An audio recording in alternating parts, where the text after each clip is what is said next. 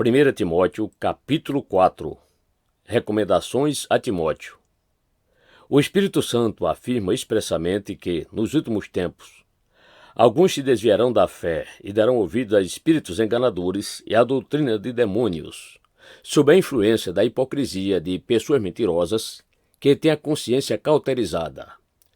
São líderes que proíbem o casamento e ordenam a abstinência de alimentos que Deus criou para serem recebidos com ações de graças pelos que são fiéis e estão bem firmados na verdade. Pois tudo que Deus criou é bom, e nada deve ser rejeitado, se puder ser recebido com ações de graças, porquanto é santificado pela palavra de Deus e pela oração. Orientando aos irmãos quanto a esses assuntos, serás bom ministro de Cristo Jesus, nutrido pelas palavras da fé e da boa teologia que tens seguido. Mas rejeita as fábulas profanas e os falatórios dos insensatos. Exercita-te, porém, na piedade. O exercício físico, de fato, é de algum valor. No entanto, a piedade para tudo é proveitosa, porquanto traz consigo a promessa da vida presente e futura. Esta palavra é uma afirmação digna de todo o crédito e plena aceitação, pois é justamente para isso que trabalhamos e lutamos, porquanto temos depositado nossa esperança no Deus vivo, o Salvador de todos os homens, especialmente dos que creem. Ordena, pois, e transmite esses ensinos. Ninguém menospreze o fato de seres jovem, mas procura ser exemplo para os fiéis, na palavra, no comportamento, no amor, na fé e na pureza. Enquanto aguardas a minha chegada, aplica-te à leitura, à exortação e ao ensino. Não deixes de desenvolver o dom que há em ti, que te foi otorgado por mensagem profética com imposição de mãos por parte dos presbíteros. Dedica-te plenamente ao cumprimento dessas responsabilidades, para que todos possam testemunhar o teu progresso. Tem cuidado de ti mesmo e do teu ensino. Persevera nesses deveres, pois agindo assim, salvarás tanto a tua própria vida quanto a todos que te derem ouvidos.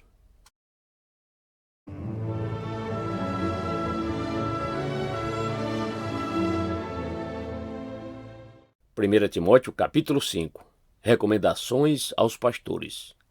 Não repreendas o idoso com aspereza, mas admoesta-o, como a um pai, bem como aos jovens, como a irmãos, as mulheres idosas como a mães, as jovens como a irmãs, com toda a pureza. Tratai com toda atenção as viúvas, que de fato são necessitadas de ajuda. Todavia, se alguma viúva tiver filhos ou netos, que estes aprendam primeiramente a colocar sua religião em prática, zelando por sua própria família e retribuindo os bens recebidos de seus pais e avós, pois isso é agradável diante de Deus. A viúva é realmente necessitada e sem amparo espera em Deus e persevera noite e dia em suas orações e súplicas. No entanto, a que somente busca prazeres, embora esteja viva, na realidade, está morta. Ordena esses procedimentos para que elas sejam irrepreensíveis. Contudo, se alguém não cuida dos seus, especialmente dos de sua própria família, este tem negado a fé e se tornou pior que um descrente. Portanto, deve ser inscrita na relação das viúvas apenas aquela que contar com mais de 60 anos e que tenha sido esposa de um só marido, cujas boas obras possam lhe servir de bom testemunho, tais como se criou filhos, se exerceu hospitalidade, se lavou humildemente os pés dos santos, se socorreu os atribulados e se praticou todo tipo de boa obra. Mas não inclua as viúvas mais jovens, pois, quando as paixões sensuais as afastam de Cristo, querem casar-se, e por violar o primeiro compromisso de fé, tornam-se condenáveis.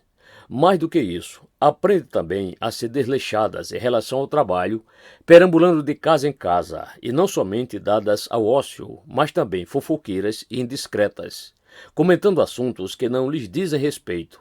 Sendo assim, aconselho que as viúvas mais jovens se casem, tenham filhos, administrem suas próprias casas e não deem ao inimigo nenhum pretexto para a maledicência. Algumas, de fato, já se desviaram, seguindo a Satanás. Se uma mulher crente tem viúvas em sua família, esta deve cooperar com elas. Evitai que a igreja seja sobrecarregada com o trabalho de ajudá-las. As viúvas realmente desamparadas são as que devem receber a ministração desse auxílio por parte da igreja. Os presbíteros que administram bem a igreja são dignos de dobrados honorários, principalmente os que se dedicam ao ministério da pregação e do ensino. Porquanto afirma a Escritura: não amordaces a boca do boi quando estiver debulhando o cereal. E ainda, digno é o trabalhador do seu salário. Não aceites acusação contra um presbítero, se não houver mais 2 ou 3 testemunhas. Quanto aos que vivem na prática do pecado, repreende-os na presença de todos, para que os outros, de igual maneira, se encham de temor. Eu te exorto solenemente, diante de Deus, de Cristo Jesus e dos anjos eleitos, a que procures obedecer todas essas instruções sem parcialidade, e não faças nada por partidarismo. Não imponhas as mãos precipitadamente sobre alguém, nem participes dos pecados dos outros. Conserva-te, pois, em pureza de vida. Por causa do teu estômago e das tuas frequentes enfermidades, não bebas somente água, mas também um pouco de vinho. Os pecados de alguns homens aparecem antes mesmo de serem julgados.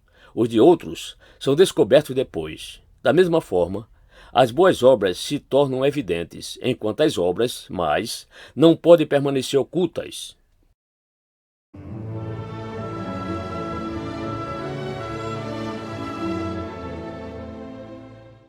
1 Timóteo capítulo 6. Recomendações aos que servem. Todos os servos que são escravos devem considerar seus senhores dignos de toda a honra, para que o nome de Deus e o nosso ensino não sejam blasfemados. E os que possuem senhores crentes não devem alimentar por ele respeito menor. Isso pelo fato de ser irmãos, ao contrário, devem servi-los ainda melhor, porquanto os que se beneficiam do seu serviço são fiéis e amados. Ensina, pois, essas orientações. O perigo fatal da cobiça. Se alguém ensina falsas doutrinas e não concorda com a sã doutrina de nosso Senhor Jesus Cristo e com a teologia que é segundo a piedade, é arrogante e nada compreende. Todavia, delira em questões e controvérsias acerca de palavras. Dessa atitude brotam as invejas, brigas, difamações, suspeitas malignas, batalhas constantes entre aqueles que têm a mente corrompida e que são privados da verdade, os quais imaginam que a piedade é fonte de lucro. De fato, a piedade, acompanhada de alegria espiritual, é grande fonte de lucro. Porque ingressamos neste mundo sem absolutamente nada, e ao partirmos daqui, nada podemos levar. Por isso, devemos estar satisfeitos se tivermos com o que nos alimentar e vestir.